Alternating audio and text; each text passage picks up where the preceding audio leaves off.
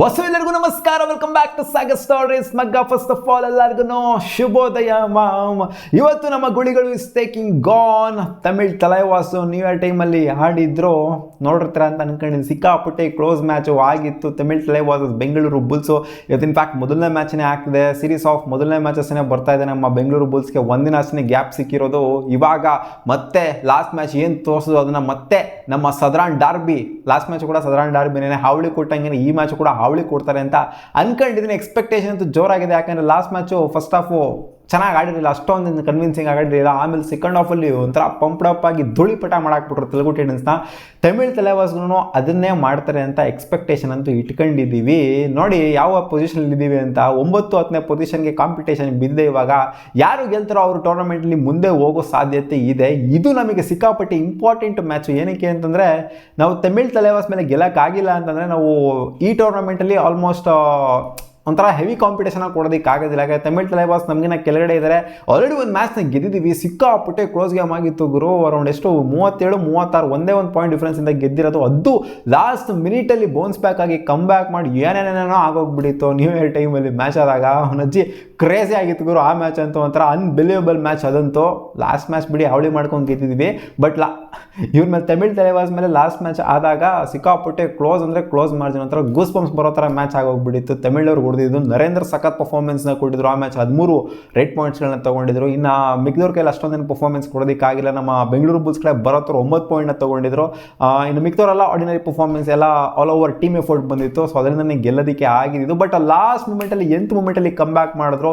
ಲೀಡ್ನಂತೂ ತಮಿಳ್ ತಲೆವಾಸನ್ನೇ starting from the very first ಮಿನಿಟಿಂದ ಇಟ್ಕೊಂಡು ಲಾಸ್ಟ್ ಮಿನಿಟ್ವರೆಗೂ ಲೀಡ್ ಇಟ್ಕೊಂಡಿದ್ದು ತಮಿಳ್ ತಲೆವಾಸರು. ಬಟ್ ಲಾಸ್ಟ್ ಮಿನಿಟಲ್ಲಿ ಎಲ್ಲಾನು ಉಲ್ಟಾ ಮಾಡಿದ್ದು ನಮ್ಮ ಬೆಂಗಳೂರು ಬುಲ್ಸು. ಬಟ್ ಈ ಮ್ಯಾಚು ಸಿಕ್ಕಾಪಟ್ಟೆ ಕ್ಲೋಸ್ ಹೋಗೋದೇನು ಬೇಡ, ಆ ಥರ ಎಲ್ಲ ಕ್ಲೋಸ್ ಹೋಗೋದು ಬರೋದು ಬೇಡ, ಬಾಯಿಗೆ ಬರ್ಸ್ಕೊಳ್ಳೋದೆಲ್ಲ ಬೇಡ. ಕನ್ವಿನ್ಸಿಂಗ್ ಆಗಿ ಸ್ವಲ್ಪ ಪಾಯಿಂಟ್ ಡಿಫ್ರೆನ್ಸ್ ಜಾಸ್ತಿ ಮಾಡ್ಕೊಳ್ಳಿ ಈ ಮ್ಯಾಚಲ್ಲಿ ಗೆದ್ಬಿಟ್ಟು. ಯಾಕಂದರೆ ಇವ್ರು ನಮಗಿನ ಕೆಳಗಡೆ ಇದ್ದಾರೆ. 9-10ನೇ ಸ್ಥಾನಕ್ಕೆ ಆಲ್ಮೋಸ್ಟ್ ಈಕ್ವಲಿ ಕಾಂಪಿಟೇಟಿವ್ ಆಗಿದ್ದಾರೆ ಅಂತ ಹೇಳಬೇಕು. ತೆಲುಗು ಟೈಟನ್ಸ್ ಅಷ್ಟು ಡಮ್ಮಿ ಥರ ಏನು ಕಾಣಿಸ್ತಿಲ್ಲ ಅವರು. ನನ್ನ ಪ್ರಕಾರ ಅವರು ಈಕ್ವಲಿ ಟಫ್ ಫೈಟ್ ಕೊಡ್ತಾರೆ ಅಂತ ಅನ್ಕೊಂಡಿದ್ದೀನಿ. ನರೇಂದ್ರ ಸಖತ್ತಾಗಿ ಕಾಣಿಸ್ಕೊಂಡಿದ್ದಾರೆ. ಇವತ್ತು ಯಾರು ಆಡ್ತಾರೆ ನಮ್ಮ ಬೆಂಗಳೂರು ಬುಲ್ಸ್ ಕಡೆ ಒಂದು ಕ್ಯೂರಿಯಾಸಿಟಿ ಇದೆ. ಭರತ್ ಆಡ್ತಾರ, ವಿಕಾಸ್ ಕರ್ಣೋಲ್ ಆಡ್ತಾರ ಅಥವಾ ಅಕ್ಷಿತ್ ಆಡ್ತಾರ ಅಂತ ಕಾದು ನೋಡಬೇಕು. ಅಥವಾ ಅಕ್ಷಿತ್ನ ಮತ್ತೇನಾದ್ರು ಸಬ್ಸ್ಟಿಟ್ಯೂಟ್ ಆಗಿ ಯೂಸ್ ಮಾಡ್ತಾರ ಅಂತ ಜಸ್ಟ್ ವೆಯ್ಟ್ ಆ್ಯಂಡ್ ವಾಚ್ ಮಾಡಬೇಕು. ಯಾಕಂದರೆ ಭರತ್ಗೆ ಲಾಸ್ಟ್ ತಮಿಳ್ ತಲೆವಾಸ್ ಮೇಲೆ ಆಡಿದಾಗ 9 ಪಾಯಿಂಟ್ ಬಂದಿದೆ. ಅದಕ್ಕೋಸ್ಕರ ಅವ್ರನ್ನ ಆಡಿಸ್ಬೋದು. ಲಾಸ್ಟ್ ಮ್ಯಾಚ್ ಏನೋ ಒಂಥರ ಸೀಸನ್ನೇ ಆಫ್ ಆಗೋಗ್ಬಿಟ್ಟಿದೆ ಅವ್ರಿಗೆ. ಮುಂಚೆ ಥರ ಅವ್ರದ್ದು ಫುಟ್ವರ್ಕ್ ಆಗಿರಲಿ ಏನೇ ಆಗಿರಲಿ ಒಂಥರ ಒಂದು ಸೀಸನ್ ಪ್ಲೇಯರ್ ಥರ ಕಾಣಿಸ್ತಾ ಇದ್ದಾರೆ. ಬೆಂಕಿ ಆರೋಗ್ಬಿಟ್ಟಿದೆ ಅಂತ ಹೇಳಬೇಕು. ಬೆಂಕಿ ಬರೋತ್ತಲ್ಲಿ ಬೆಂಕಿನ ಹತ್ರ ಸೇಡ್ ಇಟ್ಬಿಟ್ಟು ಇವಾಗ ಬರೀ ಭರತ್ ಅಂತ ಕರಿಬೇಕು, ಆ ಥರ ಆಡ್ತಾ ಇದ್ದಾರೆ.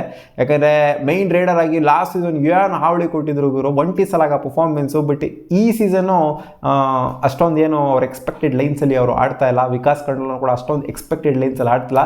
ಇವಾಗ ಅಕ್ಷಿತ್ ಅಂತ ಲಾಸ್ಟ್ ಮ್ಯಾಚ್ ಬಂದಿದ್ದಾರೆ, ಹೀರೋ ಆಗಿದ್ದಾರೆ. ಅವ್ರನ್ನ ಅದು ಹೆಂಗೆ ಆಡಿಸ್ತಾರೆ ಅಂತ ನಾವು ವೆಯ್ಟ್ ಮಾಡಬೇಕು. ಮೈನ್ ಪ್ಲೇಯರ್ ಆಗಿ ಆಡಿಸ್ತಾರ ಅಥವಾ ಸಬ್ಸ್ಟಿಟ್ಯೂಟ್ ಆಗಿ ಆಡಿಸ್ತಾರ ಅಂತ ಕಾದು ನೋಡಬೇಕು. ಸಬ್ಸ್ಟಿಟ್ಯೂಟ್ ಆಗಿ ಆಡಿಸೋನು ಬೇಗನೆ ಬರಲಿ ಅಂತ ಕೇಳ್ಕೊಂತೀನಿ. ಯಾಕಂದರೆ ಆ ಪ್ಲೇಯರಲ್ಲಿ ಏನೋ ಇದೆ ಅಂತ ನನಗೆ ಅನ್ನಿಸ್ತಾ ಇದೆ.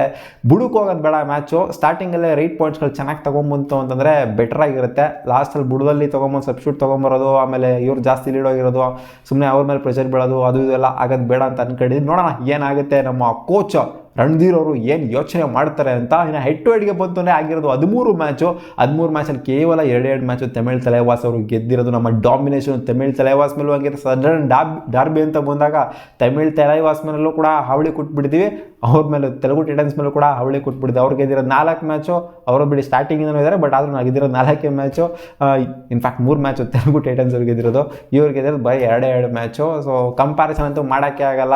ಹಿಸ್ಟಾರಿಕ್ ದಾಖಲೆ ನಮ್ಮ ಕಡೆ ಇದೆ, ಸ್ಟ್ಯಾಟ್ಸ್ ಎಲ್ಲ ನಮ್ಮ ಕಡೆ ಇದೆ.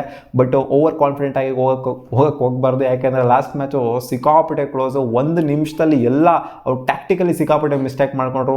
ತಲೆ ಓಡಿಸ್ಲೇ ಅಂತ ಹೇಳ್ಬೇಕು. ತಮಿಳ್ ತಲೆವಾಸ್ ತಲೆ ಓಡಿಸಿದ್ರು ಸಲ್ಲಿಸಕ್ಕೆ ಶಿಸ್ತಾಗಿ ಮ್ಯಾಚ್ನ ಗೆದ್ದಿರ್ಬೋದಾಗಿತ್ತು. ಇನ್ಫ್ಯಾಕ್ಟ್ 3-4 ಪಾಯಿಂಟ್ ಲೀಡಲ್ಲಿದ್ದು ಲಾಸ್ಟ್ 2 ನಿಮಿಷ ಇದ್ದಾಗ ಅವರು ಆಲ್ ಔಟ್ ಆಗಿಬಿಟ್ಟು ತೋಪ್ ಹೊಡ್ಕೊಂಡು ಹೊರಟೋಗ್ಬಿಡ್ತಾರೆ. ಸೊ ನೋಡೋಣ ಏನು ಆಗುತ್ತೆ ಅಂತ. ಒಟ್ಟಿನಲ್ಲಿ ಈ ಮ್ಯಾಚ್ ಏನಕ್ಕೆ ಇಂಪಾರ್ಟೆಂಟು ಅಂದರೆ ಮೇಲ್ಗಡೆ ಇರೋರು ಎಲ್ಲ ಸಿಕ್ಕಾಪಟ್ಟೆ ಟಫಾಗಿ ಕಾಣಿಸ್ತಿರೋದ.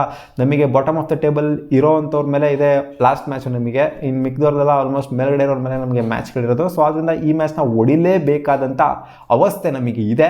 ಅದರಿಂದ ಹೊಡಿತಾರೆ ಅಂತ ಅನ್ಕೊಂಡಿದ್ದೀನಿ. ಕಾನ್ಫಿಡೆನ್ಸ್ ಅಂತೂ ಇದೆ. ಇವತ್ತು ಗೋಳಿಗಳು ಹಾಕೊಂಡು ರುಬ್ತಾರೆ ತಮಿಳ್ ತಲೆವಾಸ್ ಅವ್ರಿಗೆ ಅಂತ ಕಾದು ನೋಡಬೇಕು. ಅವ್ರಿಗೂ ಕೂಡ ಈಕ್ವಲಿ ಪ್ರೆಷರ್ ಅಂತೂ ಇದೆ. ಈ ಮ್ಯಾಚ್ನ ಸೋತೋಗ್ಬಿಡ್ತು ಅಂದ್ರೆ ಅವ್ರು ಆಲ್ಮೋಸ್ಟ್ ಗಾನ್ ಕೇಸ್ ಆಗೋಗ್ಬಿಡ್ತಾರೆ ಟೂರ್ನಮೆಂಟಲ್ಲಿ. ಕಾದು ನೋಡಬೇಕು ಏನಾಗುತ್ತೆ ಅಂತ. ಸಿಗೋಣ. ನಿಮಗೇನು ಅನಿಸುತ್ತೆ ಇವತ್ತು ತಮಿಳ್ ತಲೆವಾಸ ಅಥವಾ ಬೆಂಗಳೂರು ಬುಲ್ಸ? ಕಾಮೆಂಟಲ್ಲಿ ಹಾಕಿ. ಬಾ.